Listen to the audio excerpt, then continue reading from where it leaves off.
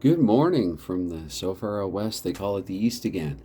I wasn't going to make a video this morning. I was just going to casually play this game here between Quebec and Cincinnati.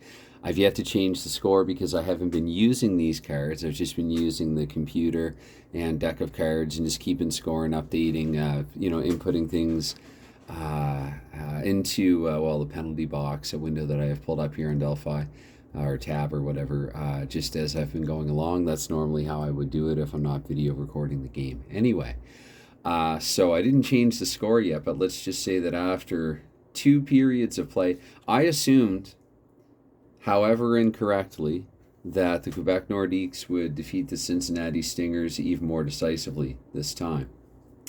But after 2 periods of play, here we are.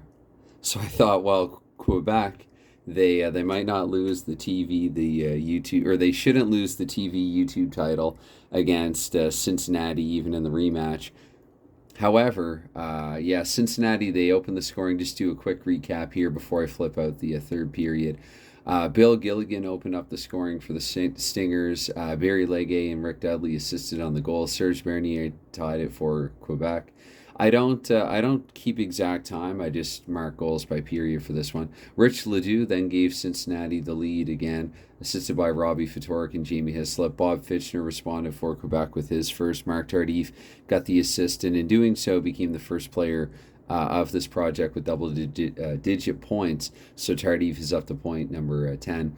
Robbie Ftorek then scored his fourth goal to put Cincinnati ahead 3-2. This was in the second period. Jean Bernier, he tied it for Quebec once more. So it's really been Cincinnati scores and then Quebec scores so far. It was 1-0, 1-1, 2-1, 2-2.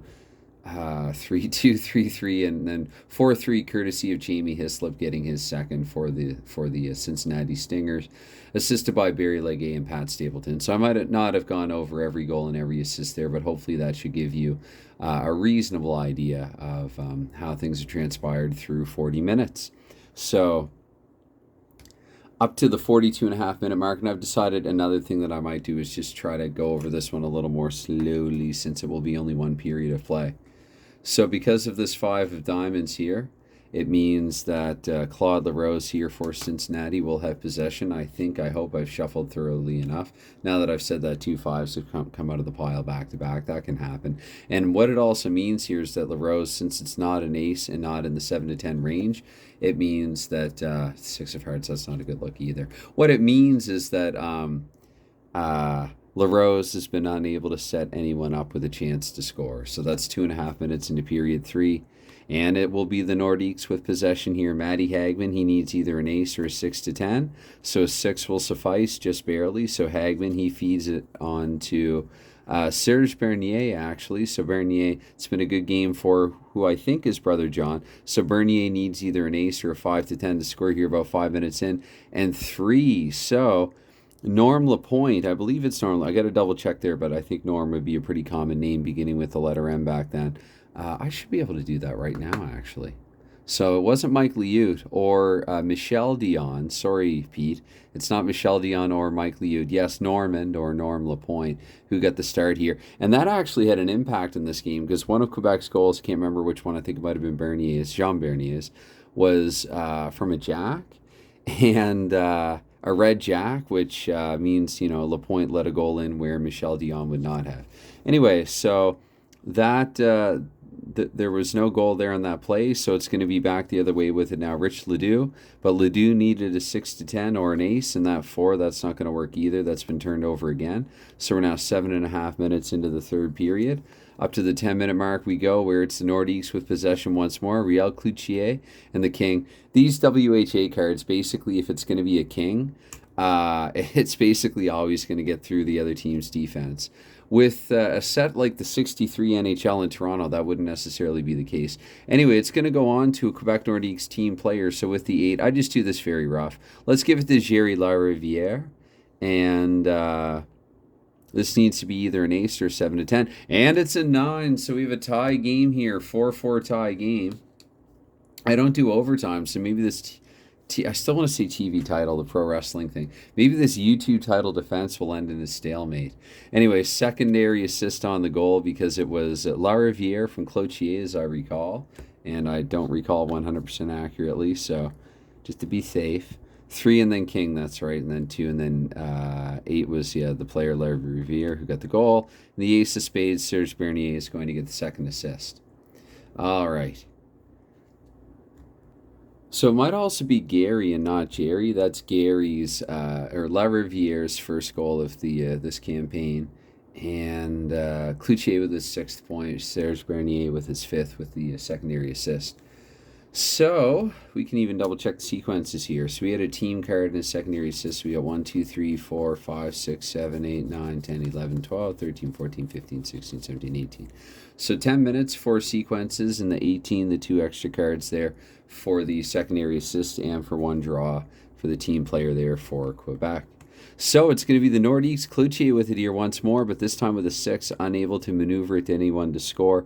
Had it been a king, Cloutier comes up in both the king and the 3, then Cloutier would have been able to set someone up in scoring position, but alas, it was not to be. Okay, Bob Fitchner, who already has a couple of points in this game, and with the 7, he's looking to get another. He feeds it on to Mark Tardif, and Tardif, again, not quite as strong when it comes up as a 4 instead of an ace. So Tardif, however, that's going to suffice. So Quebec here, that's going to be more than good enough here. Plenty good enough. Mark Tardif has scored for the Quebec Nordiques from Bob Fitchner. And the clubs, La Riviere with another point there. So again, that would be, just to go back, just to show, just to recap, that was Fitchner on to Tardif, just barely. Tardif scored, and the secondary helper coming from Gary La Riviere. So for Tardif, that is his league-leading 11th point. So 12.5 minutes, 7.5 minutes here to go. Quebec with their first lead here of the game. Now Cincinnati, Craig Norwich here with the 7. Through to a team player for the Stingers. The Queen, let's give it to Deadmarsh. Let's give it to Pat Stapleton. Change my mind. Stapleton has tied the game. I called it. I can't take it back now. I know I did say Deadmarsh initially, but we'll say that maybe Deadmarsh the shot and it went in off Stapleton's shin or something. Stapleton touched it. So, Stapleton there with the game-tying marker, and Craig Norwich with the first assist. The second assist will go to the ace of diamonds, Stapleton again, so just a 1-assist goal. So, by my count, 3 secondary assist draws and 2 team cards at least. So we should have 1 more sequence left to go here in the 3rd period. Let's see what we get with it. Cincinnati here. Can they become the new TV champion? Rick Dudley, he will be able to play it through there. Dudley with the draw of the jack and the queen there. That will get through Quebec's team defense. On to the joker. That's anybody. We're going to give the puck to Robbie Fedoruk. Look at this. Fedoruk with the queen. We come back over to Richard Brodeur. And Robbie Fedoruk has scored here at the tail end of the game to take a 6-5 lead for Cincinnati. I don't have to triple check. That's the end of it. Game over. Robbie Fedoruk with a buzzer beater. That's going to be Claude LaRose getting the secondary helper. So it's Fedoruk from Dudley and LaRose here in the dying seconds of this encounter. And now I am glad that we have this video recorded, because your new YouTube champion, even though they only played 1 period, on this video or whatever, they were up 4-3 after 2. So each of these teams has scored twice here in the 3rd period, much like they did in the 1st period. But that 1 goal proves to be the difference, and Robbie Fedoruk has scored it. So for Fedoruk, that is his 5th goal of this campaign.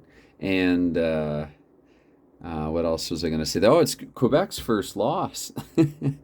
The season is only 4 games old for the Nordiques and the Stingers. The Stingers improved to a 500 now, a 2-2 record that they will have after this. But yeah, the Nordiques, they fall to 3-1. So now, so far, only a few games into this season, every team has a loss so far. So I think it was a pretty competitive World Hockey Association overall in '78.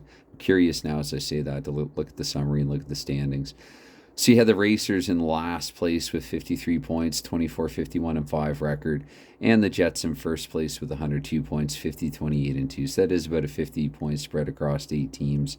But of the teams that missed the playoffs, 3 were within 10 points. In an era that predated the extra point, that's not too bad. So yeah, the Oilers only missed out by 4 and the Bulls by 8. Anyway, anytime, any consideration you give to anything like this, it's always appreciated, even if it's never expected. And, the game yesterday there got a pretty good response. So I thought, again, I really just thought that the Nordiques would just trounce the Stingers this time for whatever stupid reason. But this is World Hockey Association, so you never know, right, what's going to happen. All right. Bye for now.